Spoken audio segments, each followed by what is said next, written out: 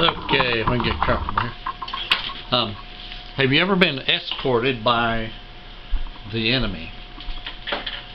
Now, this came to me in a dream last night that I had. In the dream, I was captured. It was like the old German style Nazi city, where I was in this really nice looking building, and they had caught a bunch of us, and they were going to take us out and have a shot. And we knew this. And there was a lady there who was trying to help me escape, and I was on my way out, and the captain of the place, he was like a general. He's a real high-ranking officer. I didn't see his rank, actually, captain, colonel, major, whatever that he was. Anyways, he saw me slipping out the back, and he brought me back in, and he was kind of making fun of me because, you know, I was trying to escape, or whatever his reason was. I don't know, but he took a pin, kind of like they was making fun of Christ when he was being crucified, but he was going to put a pin on me, on my collar, like I was a ranking authority, you know. And there was another pin there by it, and I said, don't put that one. I said, put this other one. And he granted my request.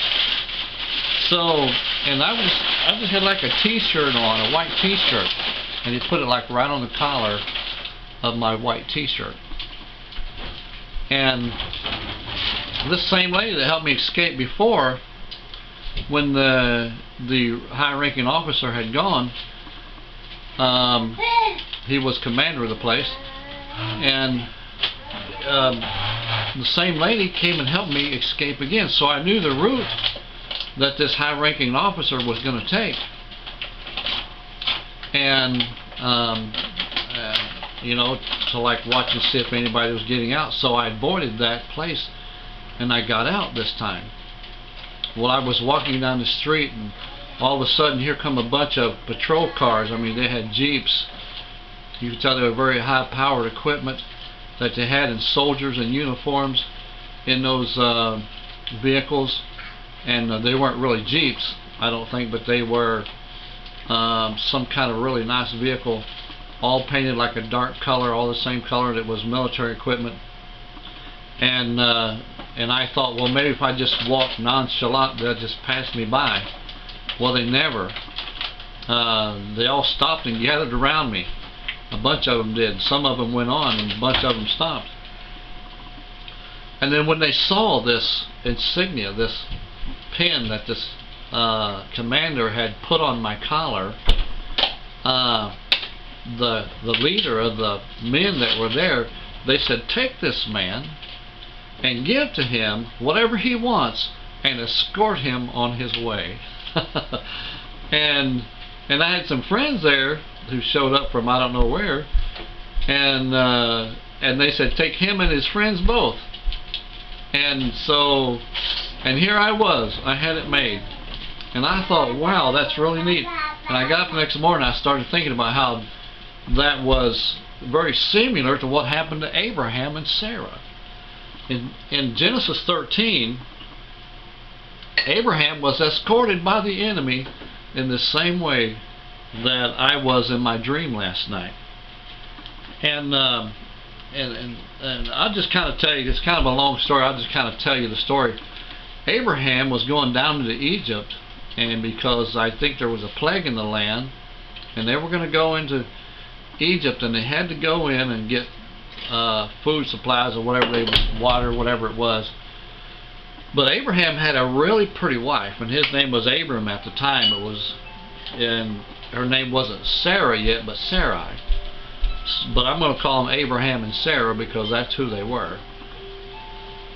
And Abraham and Sarah, they went down to Egypt, and Abraham said, look, Sarah said, don't tell them that you're my wife, but tell them that you're my sister, because she was actually Abraham's half-sister, I think it was. And Abraham said, because if they see you're a really pretty woman, then they'll kill me and keep you alive so that they can have you for a wife. So they got down to Egypt, and Sarah did exactly what Abraham told him. And the king, he came and gave Abraham a bunch of stuff because for Sarah's sake, because he wanted her, or one of the princes, I think it was, wanted her. So, but before anything could happen, you know, after they come and got her, God sent a bunch of plagues onto Abraham, or not onto Abraham, but onto Egypt, and Pharaoh and his house. And Pharaoh somehow he figured out that this had happened because of Abraham had lied to him about Sarah, his wife. So the king came to, or the Pharaoh came and said, Abraham, and said, here it is, it says, what is this thou hast done to me, in verse 18, Genesis 12:18, that thou hast done to me, why did thou tell me that she was thy wife? And I just want to read this last 2 or 3 verses because it's kind of funny in a way that what Abraham, but this is in God's personality to do this to people.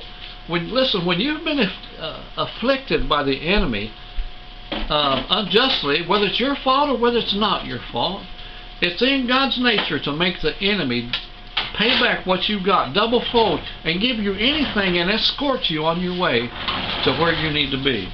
Now watch this, okay? Why sayest thou, she is my sister? So I might have taken her to wife. Now therefore, behold thy wife, take her and go thy way. And not only is he letting him go, but now listen to this. Pharaoh commanded his men concerning him. See, escorting, he's sending him an escort. And they sent him away and his wife. Now watch this, chapter 13, verse 1. And Abraham went up out of Egypt, he and his wife, and all that he had, and Lot with him unto the south. And Abraham was very rich in cattle, silver, and in gold. Amen. That's what I'm talking about. See, now I don't think Abraham, the Pharaoh didn't give him all that he had, but he gave him all that he needed to be on his way. And that's exactly what God is going to do with me, and that's exactly what God can do with you if you just trust Him and keep believing that He will uphold you in your time of need. When your hard time comes, there's a reason that God puts us through these things, that our heart can be softened up toward those people that will need us in ministry. God bless you. Thank you for joining me. We'll see you again next time. Another great message, Crossing the Middle Ministry.